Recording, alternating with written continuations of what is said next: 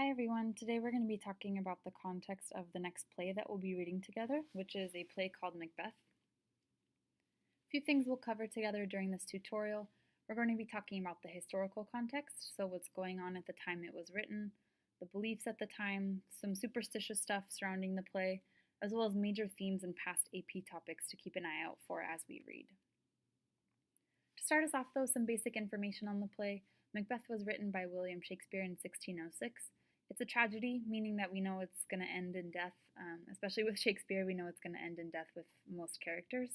And it's written in the 5-act structure like all Shakespeare plays are. It's most likely that Shakespeare never actually differentiated his plays into these acts. He just kind of wrote them as one long piece. But in more modern times, editors have always split his work into the 5-act structure. And so we see that kind of symbolized over here.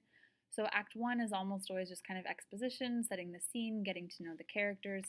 We see things starting to build a little bit. We see maybe the foundation for a conflict coming up towards Act 2. Act 3, suspense is building. We're kind of piqued our interest. We see what's about to unfold. Act 4, it kind of dies down a little bit, right? We have the falling action, but there's going to be one last final battle before things are put together, resolved in Act 5. So keep this in mind as we read Macbeth, this kind of template or framework of what to expect, as well as if you're reading any Shakespearean plays for your outside reading or in other classes. So to start us off, some historical context about what was happening at the time Macbeth was written. The king at the time was James I. He was not popular for a few reasons. Take a look at these dates in particular. So we see he was born in 1566, but he was already King of Scotland by 1567.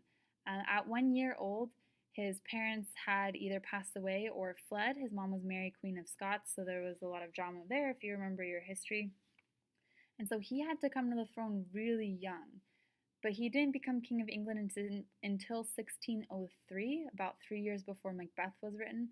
But he was king of both Scotland and England at the same time. So that led to a lot of tension, a lot of mistrust from the English people. There was tension, to say the least, between Scotland and England in the past.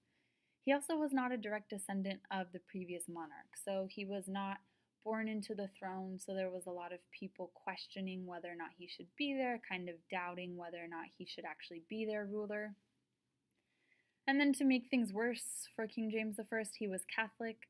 The majority of the population in England at the time was Protestant after they had split from the Catholic Church, so that was another strike against him, so to speak. So in general, we just see a lot of dissatisfaction from the general population of England. In sharp contrast to that, the ruler before King James I was Queen Elizabeth I, and she was very well liked, very popular at the time. And so in the time between when Elizabeth was in power and when James was in power, we see a big shift in the tone of Shakespeare's plays.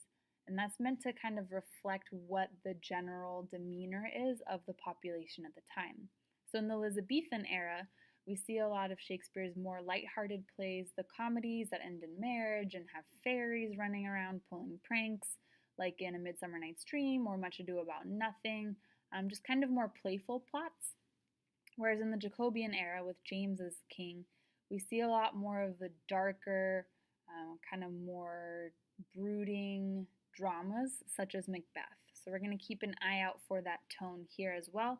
And depending on what Shakespeare plays you've read in the past, it might be a huge shift. So like I mentioned, King James I, not a very well-liked man in England at the time. About a year before Macbeth was written, we had an event called the Gunpowder Plot, and this was an attempt to blow up the Parliament building. It was run by a lot of Catholic people in England, where their goal was to get rid of the Protestant leaders by, in effect, killing them, and then replace them with Catholics instead. And it was led mostly by this man in the picture here. His name was Guy Fawkes. If his name looks familiar, as a side note, that's the mask that, for whatever reason, is chosen in V for Vendetta. And he was the one who was caught about to light the barrels of gunpowder that were going to be used to blow up the Parliament building. He was arrested, tortured, admitted to it. But now, actually, in Britain, every November 5th, Guy Fawkes is celebrated. But that entire plan, short term, completely backfired. So although the goal was to get more people more Catholics in power, it actually ended up taking away power from Catholics because it led to a new rule that banned Catholics from voting. So, although the intention was to add on to their influence in government, it actually ended up taking away from it. Another response to the Gunpowder Plot was something called the divine right of kings. This had come up in the past, but King James I kind of doubled down on this belief, so to speak. And the main premise is pretty simple, but has some very serious implications, and that was that kings get their power from God. So because of that belief at the time, it really meant that nobody else had the authority to dethrone the king, meaning that people couldn't call for a king to step down or be removed from power, because it wasn't people that put them in the first place, it was God in this belief.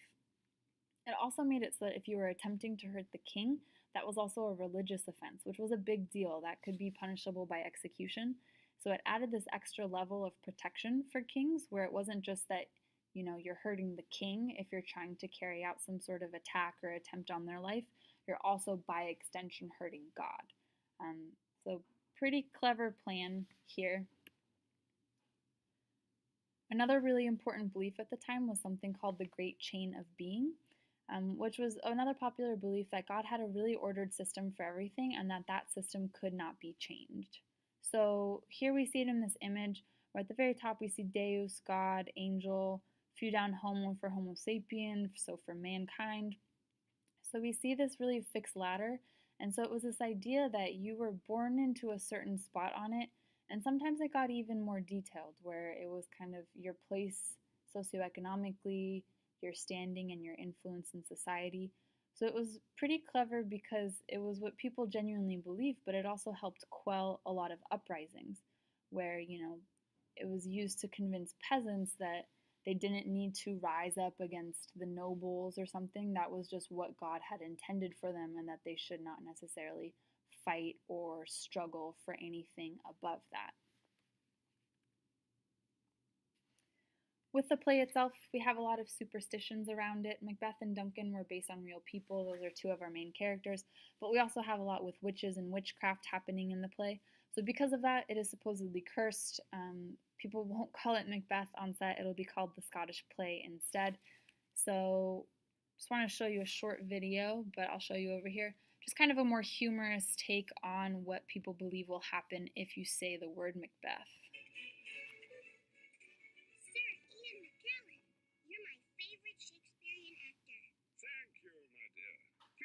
Take these free tickets to my play. What play? We thespians believe it's bad luck to mention the name of this particular play out loud. You mean Macbeth? Quiet, you blundering fool! You'll curse us all! What, by saying Macbeth?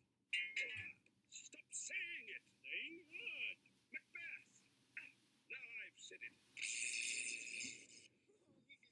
I'm really sorry. That's quite all right. You didn't know. Now, if you'll excuse me, I have a performance to give. Good luck! It's bad luck to say that too!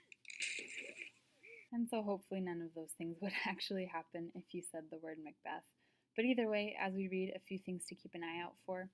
Some major themes. As we wrap up the semester, we're going to be talking a lot about how power is really a key part of all the readings that we've done together this semester, so we'll be reflecting on how it shows up in each book, as well as what we've studied about government. So keep an eye out for that here, as well as for examples of the supernatural, so witches, ghosts, things like that. And then another big one, changes in characters' personality or motivation, as well as guilt. Building off of that, some of the past AP topics for Macbeth. Most recently, just on the AP exam this past year, looking at characters with mysterious origins, symbols, which is pretty broad, vague, but feel free to look for as many symbols as you can. Again, that desire or struggle for power. Our favorite this semester, the tragic hero. Internal conflict, so characters feeling torn about what to do, kind of pulled in two directions. And then lastly, villains. So keep an eye out for all of this as we read, and I'm excited to start reading this with you.